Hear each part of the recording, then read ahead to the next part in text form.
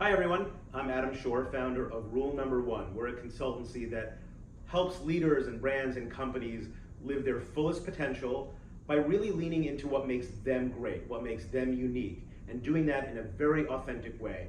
I really believe that when brands and companies and individuals stop trying to copy other people or stop trying to do what they think they're supposed to do, and instead really live who they are in a very authentic way, that they do better, they're happier, they perform better, and the world is a much better place. And so I'm here today to talk about a very different topic, but it's actually the same topic in a way, and that topic is dating. I feel like dating and business and brands and communication have a lot in common. There's a lot of pressure out there when you're running a brand to win over as many customers or consumers as you possibly can. You want to grow your business. And there's a lot of pressure in dating to get a date. You want to be successful in that venture. And in the course of trying to be successful, both in brands and in dating, I've seen that people do a lot of things that maybe they shouldn't do. They try to put on their best face and put their best foot forward, but it often ends up being something that's not actually true to who they are. And though it might feel like it helps them at the beginning, down the road it actually turns out to do a lot of damage. So I'm going to share some thoughts with you today about dating, lessons I've learned from my work with brands, but also lessons I've learned from my own personal life dating, and especially online dating. When you start online dating, you have to write these profiles and convey who you are, and that's often a challenge. We'll talk a little bit about that. I'll be joined shortly by my amazing girlfriend, Josette. We're going to talk about our own experiences and how we met and lessons we learned about relationships. And you'll see in a second that I'm wearing a different outfit. And I want to tell you right now that that's not at all because we totally forgot to film this introduction when we did that video. Not at all that. It's part of the plan. Just trust me and go with me. So I look forward to sharing these thoughts with you and hope you learn a lot from them, and happy dating.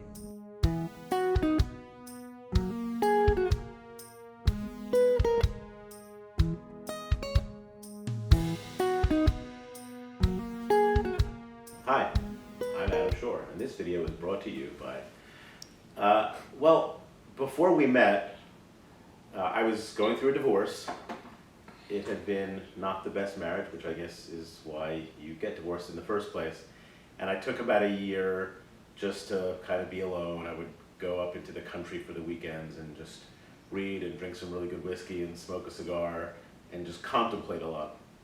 And after about a year, I was kind of ready to have some sort of social life.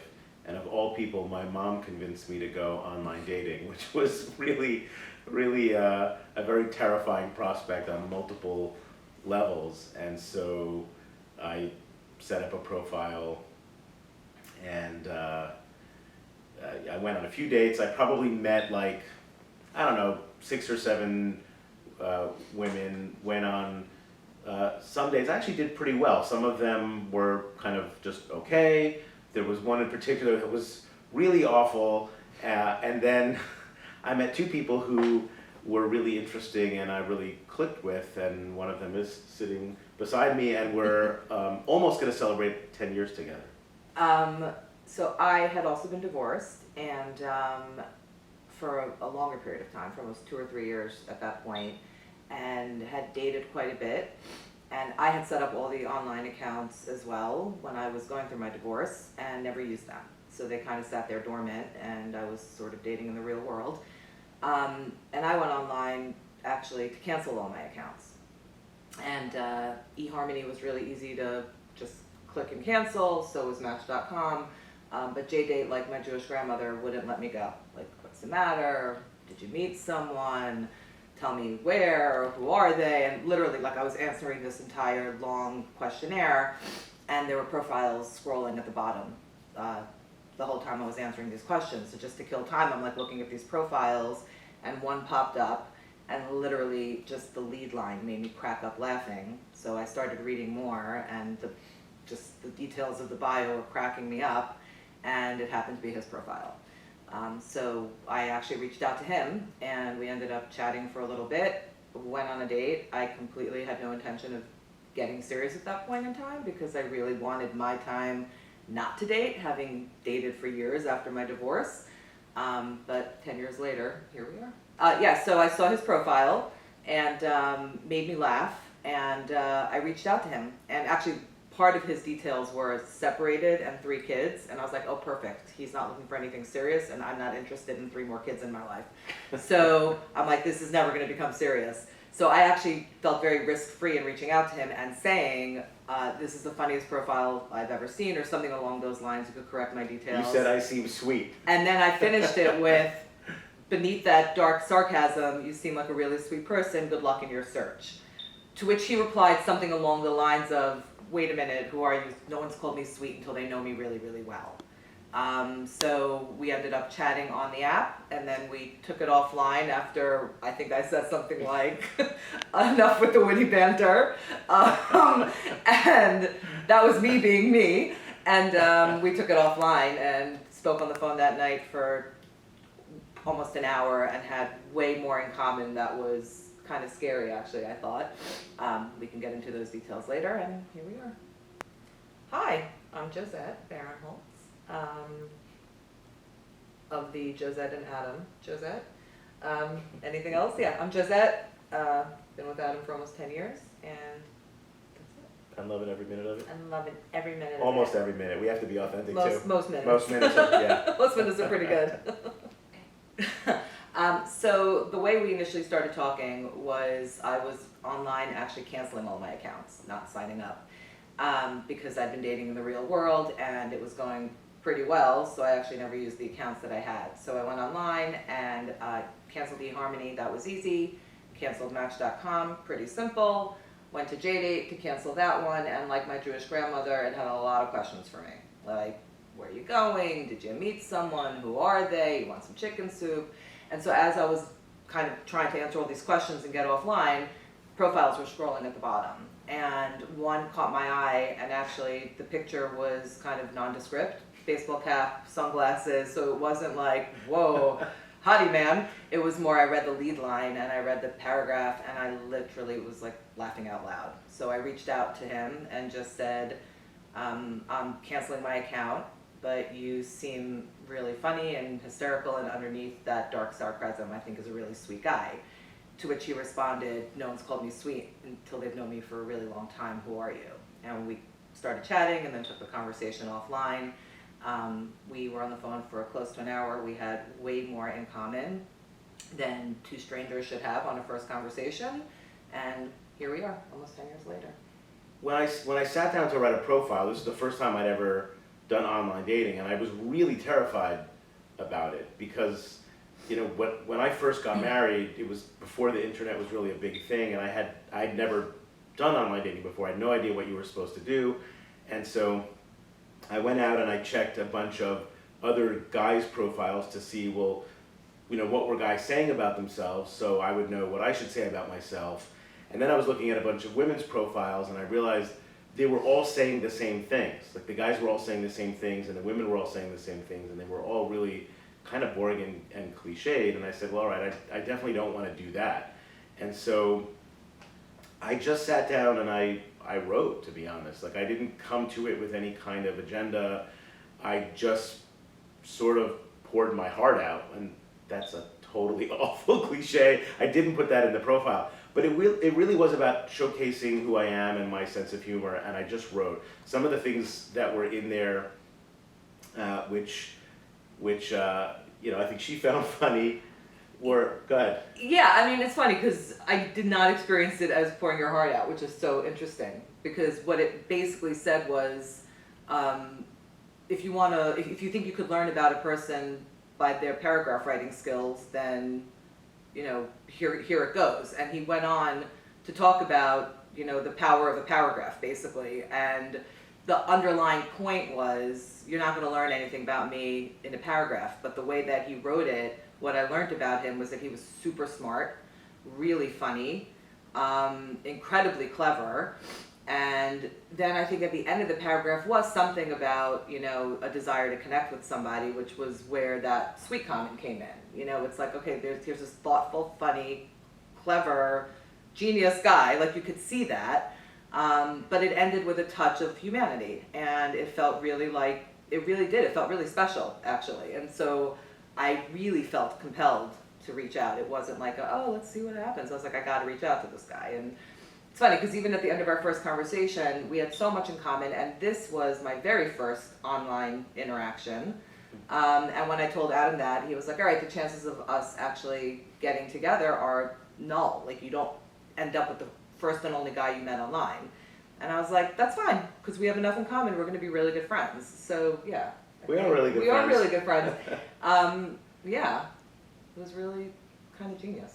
I thought the whole format of these dating profiles was just kind of silly and absurd. Like it was almost like the back of a baseball card from when I was a kid. It's like all these stats. And I was like, there's no way that's what's interesting about a person. So one of them was, I grew up in, and everyone else writes, Brooklyn or Ohio. And I wrote up, I grew up in my entire body. And I just thought that was funny. Like, that's what I would want to read.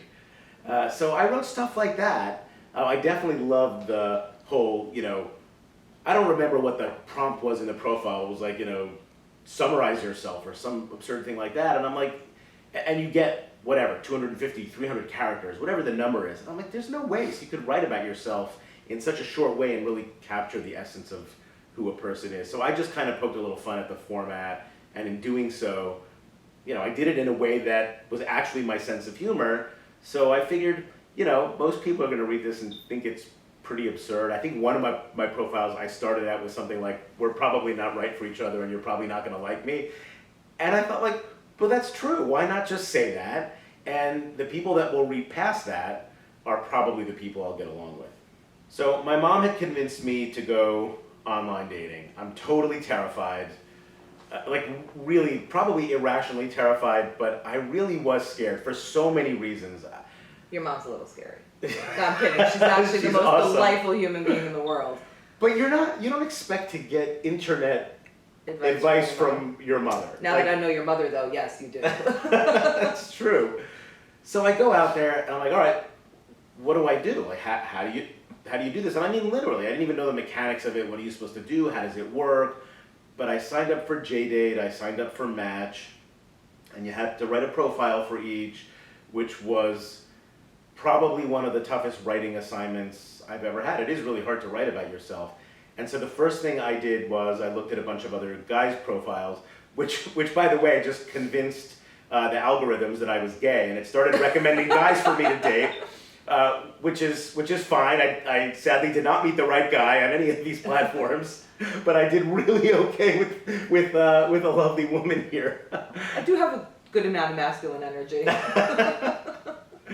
So I looked at these guys' profiles, and I'm like, okay, you're supposed to write about what you're interested in and all this other stuff. But I noticed that all the guys were kind of saying the same thing. And when I went and looked at a bunch of women's profiles, I also saw there were like 5 or 6 cliches that every single woman was writing. It was like, I look just as good in a black cocktail dress as I do in a pair of black sweats, which to me was yeah, go ahead. I love everything the city has to offer. Yeah, everything. I'm like, seriously, there's not one thing about New York that you fucking hate. There's no way. There's no way. It was, I have a wide circle of friends. I have a loving family. I love to travel. Yes, love to travel, right. Because like, there are some people out there like, I never want to go anywhere interesting. I'm a foodie, but also work out a lot. And I was like, okay, that's not interesting at all. Like, you're all saying the same thing, and you should be able to know that because you could look at each other's profiles too. And I just knew I didn't want to write a profile that was just kind of boring and was saying the same thing that every other guy was saying. And I also felt no compunction or no obligation to write something that kind of conformed to the way you're supposed to write a dating profile. That just seemed a little nutty to me. And I really just sat down and wrote. Now, some of the questions were kind of absurd and funny to me. Like, what would your ideal first date be? And I think I wrote stuff like, well, she wouldn't date other guys while she was on a date with me, or she wouldn't give her number out. She wouldn't be drooling. No, I wouldn't drool. She wouldn't barf. Right, he wouldn't drool. She wouldn't barf. There was something about ideally there'd be beer involved. Yeah, there was all sorts of things. I wrote that she'd have to have a strong drink to tolerate me. Yeah.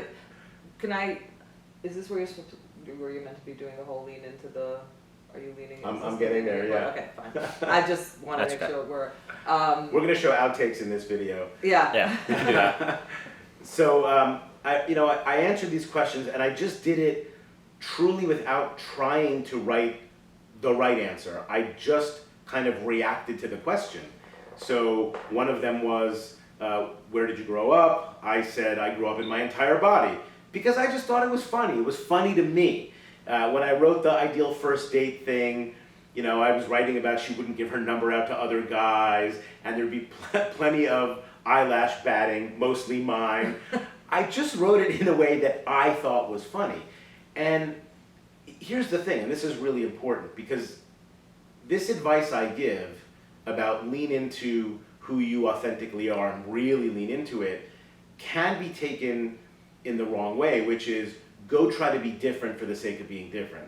And being different for the sake of being different is the worst kind of conformity, because you're basically defining yourself solely in terms of how other people will react to you. And that's not at all what I did. I looked at those other profiles, I said, I don't want to be cliched, I don't want to say the same thing that other people are saying if I'm saying it because that's what you're supposed to say.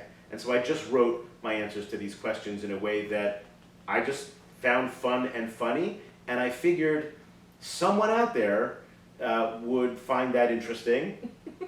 I found one, and the rest wouldn't, and that would be totally fine. I don't know. Yeah, It seemed to work, right? it's working. It definitely is working.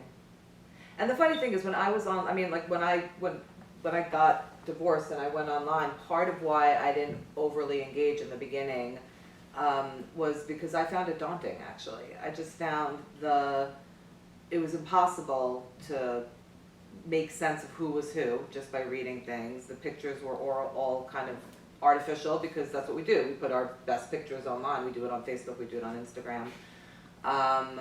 Except apparently for me. Well, you just wear sunglasses. You're like, I'm not showing you until you know me, which is silly because you're adorable. Yeah, I just found it kind of daunting, and the few people who did reach out to me early on were freaks. Sorry if you recognize me and you're watching this, but you were. Yeah, and then, like I said, the real world sort of sucked me in, and that's where I was meeting people. Yeah, so I just feel like it's true. You see this sea of sameness, and it's not like even good sameness. It's just like blah. And again, it's why it's not really that he popped out because it was different. I obviously connected with something. There was a dark sense of humor. There was an intelligent sarcasm. There was, you could see the thoughtfulness, I guess. I feel like a lot of the cliches that are thrown out there, and I think this is actually very true of brands and businesses, sound really good in the second that they're digested, but then like 2 seconds later you're like, what is that? Like, Yeah, there's did no that actually mean substance anything? there. There's like no substance there. Like, oh wow, they just caught me for a hot second because I too love everything the city has to offer. But like, right?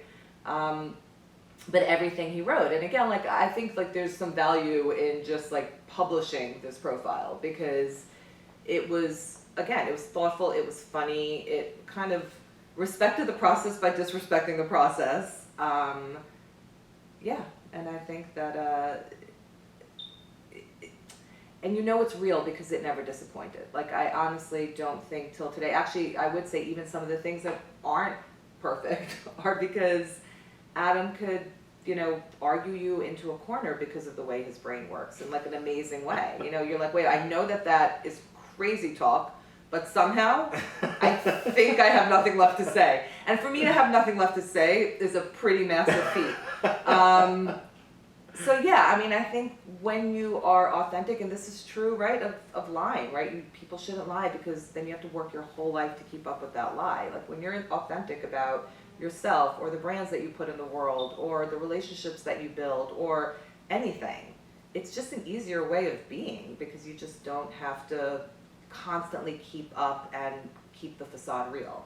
Well, I totally agree. It is easier in that dimension. There's one way where it's harder that actually I want to talk about for a little bit. Yeah. It's hard to put yourself out there for a few different reasons. And I think it's important to note when it comes to all this talk about marketing, whether it's marketing a product or a brand or yourself, there's a lot of fear that goes into that because we're human beings, and if you at all care about achievement, you want to succeed and you want to put yourself out there in the best way, even if, you know, what that putting yourself out there means is some product that you did some new product development on or some marketing on, and it's out there in the world and you know that reflects your work and you want it to do well. It's a million times more when the thing you're marketing is you and you're putting yourself out there. And human beings will do pretty much anything to avoid getting rejected because it really sucks to get rejected, especially when the thing that's getting rejected is you. So there's a lot of fear that goes into this, and so it can be really hard to put yourself out there. I think that's why people hide behind the cliches on these dating profiles, because it feels safe, because everyone else is doing it, so, you know, I don't have to worry. But the thing is, what makes it safe is also what makes it not effective. You're not standing out in any way. So I think it can be really hard to be brave and vulnerable and authentic and put yourself out there. And the other thing is, there are so many things in the world that are signaling you to not be you. And so many little forces that kind of try to nudge you back into the way it's supposed to be. And it's really hard. There's a quote from Ralph Waldo Emerson that I really love, and I'm not going to recite it by heart, but the idea that he conveys is, when you're alone, it's really easy to be yourself, and when you're with the crowd, it's really easy to fit in with the crowd. And he says the great person is the one who, in the midst of the crowd, I think I'm going to get this part right, can live with perfect sweetness the independence of solitude. And that's really about how to be yourself in a crowd, and to recognize you're putting your profile out there. Your profile as a guy is in a sea of other guys' profiles, and then potentially millions of women are going to see that, and you're putting yourself out there in that vast sea. And what you really need to focus on is how, amidst that sea, can I really insist on just being myself and trust that it's going to work out somehow. And I think part of it working out is we have to reset our definition of success, because if my definition of success was I want 1 million women to read this profile and fall madly in love with me, first of all, that's crazy. Not gonna happen, right? Because, I mean, even if that did happen, I don't have enough time or skill to make 1 million women happy. Right. Well, I actually... But the reality is, you know, you're not going to connect with 1 million women. I don't care who you are.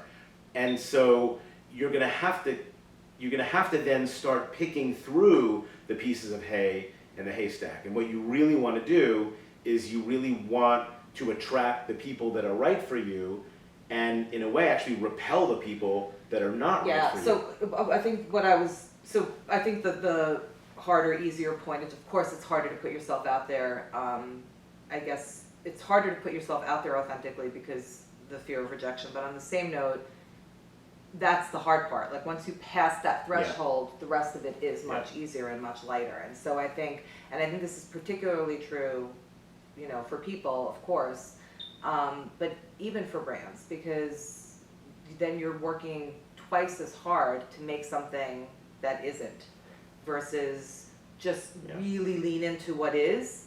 And even if it means fewer, you know, interacting with you more deeply and more frequently versus more on the surface interacting with you and then being very comfortable to just walk away, I much rather have those fewer, deeper, frequent relationships with people and with brands and with businesses. And so I think that, you know, in humanity, of course, you know, nobody wants to be rejected and everybody wants to leave. Well, when you're younger, everybody wants to be loved by all. I think as we get older and smarter, we see that there's less value in that. The first thing for me is rule number 1. That's what I call my company. And rule number 1 is be yourself. And I think in the context of dating, you have to start from a place of passion. You have to understand what you're really about. And I don't think that means you need to be a Zen master and have this incredible sense of self-knowledge. It just means you have to have some sense of who you're really about, what about you would be exciting and attractive to another human being, and why any of that matters. And so I think it's important to take some time and get to know yourself a little bit, to understand what you really want out of a relationship, to think about how that would fit with another person, and then to put yourself out there. And I think when I did that, I mean, the proof is in the pudding. I have an amazing partner that, you know, we're together for almost 10 years, and I really do credit, in many ways, the dating profile that I wrote with creating the possibility for that. I don't know, what Well, do you yeah, think? no, I mean, I think 1,000%. So the irony is that, yes, you don't have to wait to be a Zen master. And my profile at the time She is a Zen master. probably didn't follow rule number one. I mean, it was very authentic to myself, but it didn't put me, the real me, kind of in the world. And I remember at the time I had friends at work who were like, looked at my profile and they're like, it's so not you. I'm like, it's so me. What are you talking about? It's yoga, it's magical, it's the universe. And they're like, you're hysterically funny, you're the happiest person I know, you're not smiling in a single one of your pictures. And I'm like, I hate the way I look on camera when I smile. And they're like, that's ridiculous. So in my background, my profile sucked. But again, I didn't really care that much because I was dating, you know, offline. The irony of, or the truth in what Adam is saying is that it's 10 years later, and if you said to me, what do you love most about him, or what's the best thing about Adam, I would say the thing that really pulls my heart is the fact that we laugh a lot. Almost, no, definitely every day. Like, I don't think there's a day in my life that I don't have at least one good crack up, which is the experience that I had with his profile. Not a day goes by also that, and maybe there are days that go by, like when you travel or when we're crazy busy, but he really makes me think, like really provokes thought, and I think I've elevated my thinking since I've been with him. And when I read that profile, it actually made me think. It really made me kind of go, wow, like this is someone who completely went off piste on this whole, you know, profile dating thing. So those things, intentional or unintentional, that just naturally came out of him when he was being true to himself, are the very things that I love the most about him. So it's sort of like it's more than like the proof is in the pudding because we're together for 10 years. Like, people kind of muster through 10 years together too. But this is really a person who, the things that I loved when I first started to connect with him are the very same things I love today. And the truth is, when we got off the phone after that first conversation, I still was very much in the, I'm not interested in a boyfriend right now. And then we had our first date, and I saw him, and I'm like, he's adorable. He's not my type, but he's adorable, but I'm not interested in a boyfriend right now. And I kept having that sort of thought in my head. And then we sat down on our first date, and 20 minutes in, he was so true to that. And I wasn't like doing the math, like, oh, is he being true to his profile? But he just was. Like, everything I saw on paper was coming to life in person. And 20 minutes in, I was just like, damn, I just want to kiss this guy. And I didn't on our first date. But yeah, I mean, it was just, you know, it worked because I think I've learned through the years, and, you know, this is no big revelation, that you can't really connect with someone until you're fully vulnerable and really show your true self. And Adam did that kind of right off the bat, and it was impossible not to connect. Oh. Also allowed me to be myself. Like, I never felt a moment in my relationship with Adam when I had to put up a facade. And when I would put up my usual defenses, he really just, he'd call me out. He'd be like, no. So, yeah. So the last point I want to make about dating or branding, marketing, any of that stuff, is really don't try to be all things to all people. One of the other ways I like to say this is people who please everybody amaze nobody. And you want to amaze a few people. When you're dating, it's probably a lot fewer people than when you're managing a brand. For me, I only needed one. Some of the folks out there, maybe you need 2, 3, 4, or 5. But even so, it's not 1 million. It's not 1,000. It's a small number, okay? So let's just say you're like me and you just wanted to find one person. That's a pretty small number, right? And so I wasn't trying to write a profile that I thought would appeal to all women. In fact, I knew that I was writing something that would alienate most women. And not only was I cool with that, actually that's part of the point, and it should be part of the point when you're marketing a brand or a product as well. because I didn't want to go through 1,000 painful dates. I didn't want to go through 1,000 boring dates. I didn't want to meet 1,000 people that there was no chance that, you know, I would connect with her. I wanted to meet a few people that I thought would be interesting and that I could develop some kind of relationship with that would be important and valuable in my life. And so you really have to have the bravery to not try and please everybody. It's okay. Some people are not going to like you. Some people will think you're awful. Some people will think you're boring. Some people just won't connect with you in some way. And that's totally okay, because in the dating arena, you just need one. And so when you try to please everybody, like I said, you end up amazing nobody. And in this domain, don't we all want somebody who amazes us? We want to be amazed. So write something that is really you and just trust that the right person out there will find that. And I think that's something the internet does really well, because you can search for these things. And so my profile could show up in the inbox or whatever of We sound so old, we're like, the inbox. I sent this telegraph, and anyway, you don't need a lot of people. So don't worry that what you're putting out there is going to alienate people. That's actually part of the point. And when you're marketing a product, don't worry that you're going to alienate some people. That's part of the point. Really just put yourself out there and trust and understand that eventually the right person, the right group of people will find that, they'll be attracted to it, and there'll be a real connection. And I think that's your best shot in dating, of meeting somebody that's right for you, rather than having to spend a lot of time, energy, and probably money connecting with a bunch of people that you're not going to connect with. What do you think? I think Did I you get it nailed right? it, yeah. I nailed it? Yeah. Hey everyone, I hope you enjoyed hearing some of our personal stories and tips and lessons from our dating and relationship experience. We certainly had a lot of fun talking about it to a camera, but hopefully you're on the other end of that and really enjoyed it. Now, in case any of you are thinking this was all complete bullshit, I want to tell you that it's not, and I have some evidence. At rule number 1, we believe in happy endings and try to provide that to all of the people we work with and associate with. So we want to share our happy ending with you. So the good news is that it does work, and the happy ending is that we are now officially Mr. and Mrs. Shore. Yeah. Mister. I think, usually, today. Usually, yeah. Yes. I mean, you Not know, that it's it any goes longer. back and forth. Yeah. It works. It works because we started in a place of honesty. We maintain that place of honesty. That honesty has gotten us through a lot. I think that one of the things I learned early on in my journey post-divorce was it's not about finding the right person, it's about being the right person.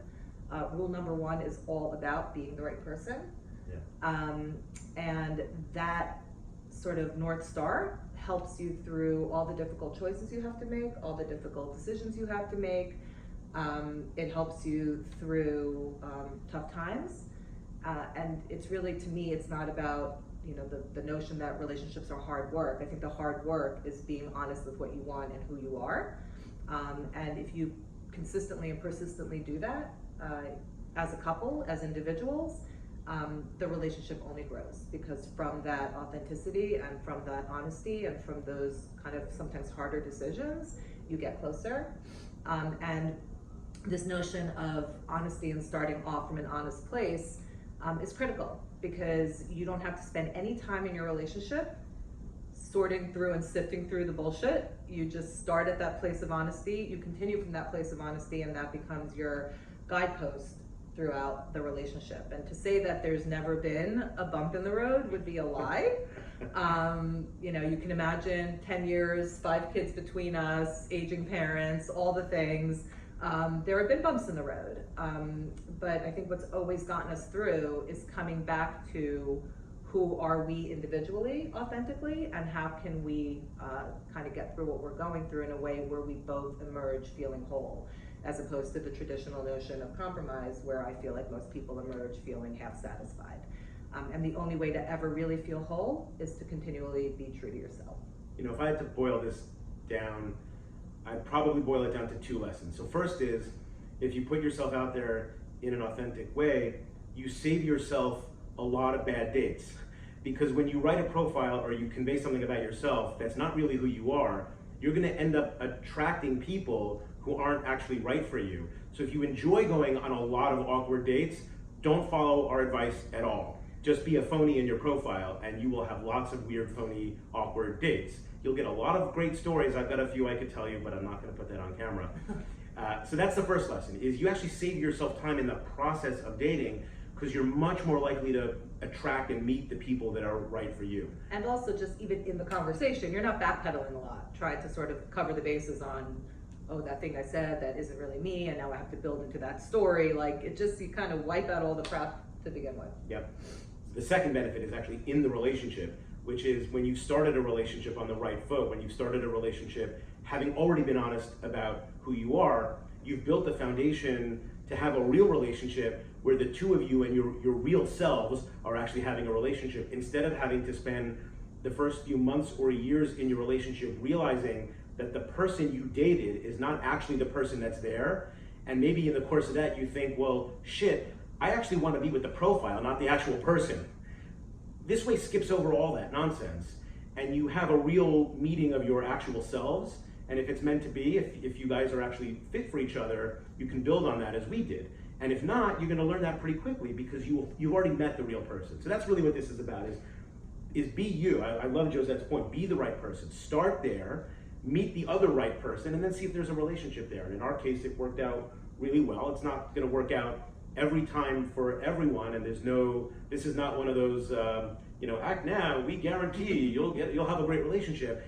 But it is a guarantee that you'll definitely increase your chance of success if you start from a place of authenticity about who you are. Yeah, I mean, I want to add just a couple of things. So just to be very clear, and this may or may not end up in the actual video, but it's really about being the right person for yourself. And then you can come together with someone who's doing the same, and that's when it really works. It's not about being the right person that you think someone else wants you to be. So I just want to make sure that point comes across loud and clear. Yeah, I mean, rule number one is be yourself. And again, it's true for brands, it's true for people, it's true for everything. When you are yourself, you have a much higher chance of attracting people that actually want to be around that self. When you try to be something else, you're gonna screw it up at some point. You're not gonna be able to carry the lie through. I think there's a saying, one of the benefits of being truthful is you don't have to have such a great memory, but if you're lying all the time, you have to remember all your lies and you have to try and be consistent with them. When you're just yourself, it's a lot easier, and you really do attract people, not necessarily on the first try, but you'll be more likely to attract people that actually want to be with you, the real you. And if they've been honest, you'll know you want to be with them, the real them. And again, that's a way better starting point for a relationship than having to sort through what's the difference between who you actually are and the thing you wrote in your profile, or the bullshit you were saying on a first date because you were trying to impress someone. Just be yourself. And yeah, sometimes people won't like yourself. That's fine. Better to find that out sooner in the relationship than 2 years down the road and have to have a messy, weird breakup because you couldn't bring yourself to be honest from the beginning. Yeah, it's interesting because as I'm kind of listening to all this over again and rethinking or thinking about Rethinking. let me no, not us. Let me start again. Wow, that just happened. On video. As I listen to all of this, and as I kind of think through the philosophy behind rule number one, there's a part of my brain that's kind of like, duh, like, doesn't everyone know that? Isn't it obvious that if you are yourself and if you're true, then you don't have to track your lies and you don't have to pretend to be something you're not? Like, that feels so obvious, but it's so not how most people behave. Yeah. And it's really actually quite fascinating. I'm going to share a story. When I was in my early 20s, probably 22-ish, I had Eastern European parents. I still have Eastern European parents, and they're still alive, thank God. But I had parents who, were very concerned that at the ripe old age of almost 23, there were no prospects. And so I was on a vacation with my dad, and he literally said to me on a ski lift, I have a very clear memory of this, that I'm a very dynamic and fantastic and confident girl, but maybe I should tone that down a little bit when I meet guys because that's scary. And eventually you could be yourself, but like it's going to be very hard to attract people and draw people in if I continue to be this, kind of assertive, independent, strong-willed woman. And I remember at the time saying to him, it's like bait and switch. Like, it's a waste of time. And he told me I was being very stubborn and that I'm not thinking about things right, and guys eventually will, you know, fall in love with you for the right reasons, but you gotta kind of get them in by being softer and kinder.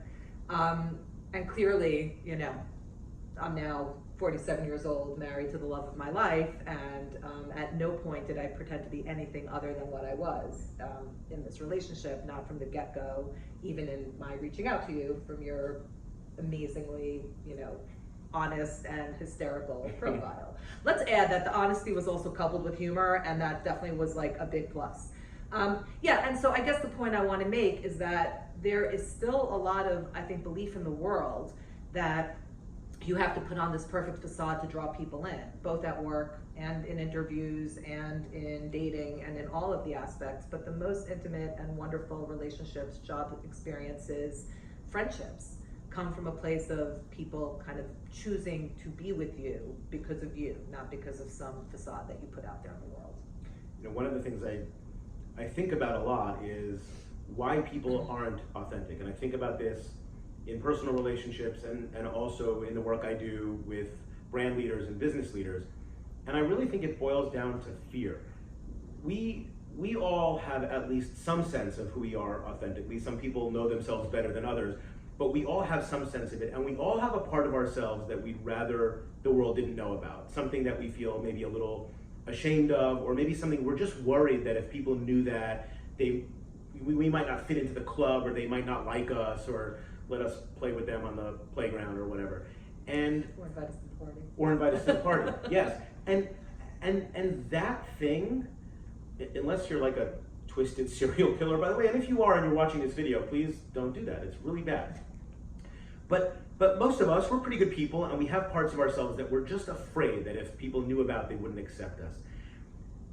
When you're at that moment, when you're feeling afraid, I think it's really important to think about the fact that a loving relationship has to be grounded in an acceptance of yourself and also that other person. If you can't get past that with yourself, and you can't get past that with another person, think about what that relationship's gonna be like. Imagine if we were each hiding from each other the parts of ourselves that we were, you know, ashamed of or worried about. It would be a pretty superficial relationship. And I think what makes this work, what has made it work so well over 10 years, is that we started from a place of honesty, and we've lived that way ever since. And I think the fact that we were able to, you know, after almost 10 years, come to the place where we realized we wanted to be married and this was a good step, was because of that really strong foundation. So Josette's right. It seems like being yourself would be really easy, but it's actually really hard, because of course we're all happy to put out into the world the best parts of ourselves, and we're happy to put on our dating profile the best picture ever taken of us. We're a little less comfortable with putting out there the worst picture ever taken of us, where we're picking our nose or look extra fat, like I probably do on this video now. That's not the stuff we want to put out in the world, but guess what? That's actually the stuff that really strong, loving relationships are built on. It's an acceptance of that other person and an acceptance of yourself. Yeah, although as just a piece of advice, maybe wait till like you know somebody before you pick your nose in front of them. Yeah, probably. That's like maybe a third date kind of activity, yeah. not a first Absolutely date. not a first date activity. Let me just share another thought here, and it's something I said to Josette during our wedding ceremony, which is that I think loving relationships are created by two forces. One is the force of wanting to be who you are and being really comfortable with who you are, and that's something we've always had together. I always felt comfortable being myself around Josette. I started off being comfortable in what I put out in my dating profile, having not even met Josette. I'm going to repeat that. I started out being really honest in my dating profile. I hadn't even met Josette, obviously, at that point. And to be honest, it wasn't necessarily comfortable. I was freaked out when I started online dating, because I was worried about how do you do it, and what do I want to say, and what if people think that's weird or whatever. And I just said, you know what, the hell with that. Just be yourself and let the chips fall where they fall. But that first part about being yourself and being comfortable in a relationship and accepted for who you are is a really important part of a relationship. The other part is being with someone who inspires you to be a better version of you. Not to be a different person, but to be who you are, but consistently the best version of that every day. And none of us can really pull that off every day, but it's something to aspire to. And one of the many things I love about Josette is that she loves and embraces me for who I am, but she also, in a very subtle way, or sometimes not so subtle, encourages me to be the best me that I can be. And that's amazing. That's the kind of relationship you want to be in. So, acceptance of yourself doesn't mean take every flaw you have and just say, it's great that I have all these flaws, Right. let me keep being Exactly, flawed. very important. It means knowing your core, knowing your essence, and then building on that to make that the best version of you that Yes. you can be. Yeah, really important. This is the part in the video where we do the cliched kiss and embrace, just to show you how much we love each other. Actually, we're not going to do that. I mean, we might do it off camera. We could pick our noses. We could pick our noses. So we're not going to do that on camera, but trust us, as soon as the lights go down, that's going to happen. Kissing happens.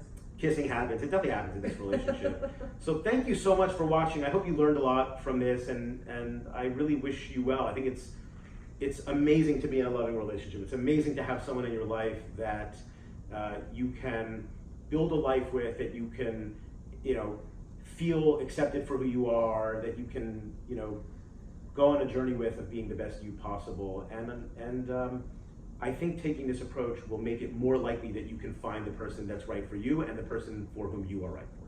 Yeah, at the risk of sounding a little bit cliche, and I hope this isn't, because it is very true for us, I've always kind of characterized our relationship, or at least my love for Adam, kind of as the Benjamin Button love, in that we're aging backwards, and I think that part of love and passion and excitement and joy and all of that yummy stuff getting more intense over time as opposed to dying out over time has a lot to do with the ability to evolve together.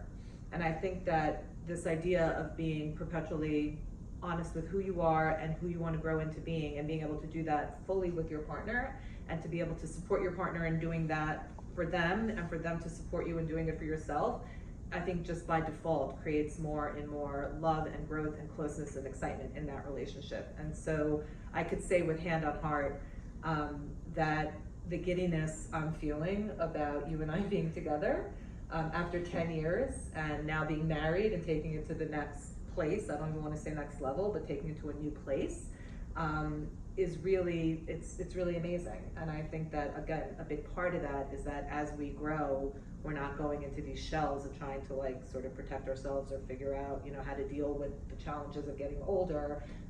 We're just in each other's journey the whole way through, and we're not afraid. And so I guess the whole cliche of, stay vulnerable, stay open, stay honest, and it just makes you closer and closer with the person that you're in that experience with, really is true, and has just proven to be so for us. It has. You do have to take a risk in a relationship. I think being in any kind of relationship with another human being involves a little risk, because every time you put yourself out there is a bit of risk that you'll get rejected in some way.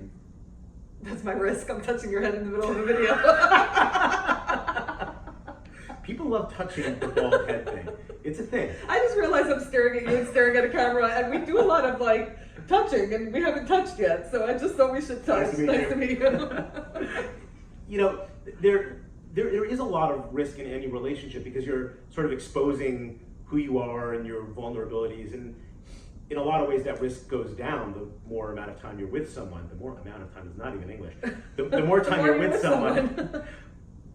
It certainly feels scarier up front, but there will still be moments as a relationship grows where there's some part of yourself that maybe you weren't even aware of before that you now get a chance to reveal to that other person. That risk, that feeling of being exposed and vulnerable, that's actually the good stuff. That means you're connecting with another person. If you want to just keep everything a secret, stay by yourself in a locked room and don't engage with other humans. But when you're in a loving relationship, the benefit you get from the love and acceptance from another human being is pretty much equal to the amount of risk you take. The more you put yourself out there and feel vulnerable, the greater joy you feel when you're accepted for who you are and you're embraced for who you are. And I think that's a really powerful dynamic in a relationship that's certainly at play with us, and it's what makes this relationship strong. Yeah. When you hide yourself from the other person, whatever amount they're accepting of you is kind of bullshit, because they're not accepting the real you, they're accepting the fake you that you're putting out there. The more you put the real you out there, the more opportunity you have to be vulnerable and exposed, but also the more opportunity you have to be loved and accepted. That's great. I love you. I love you.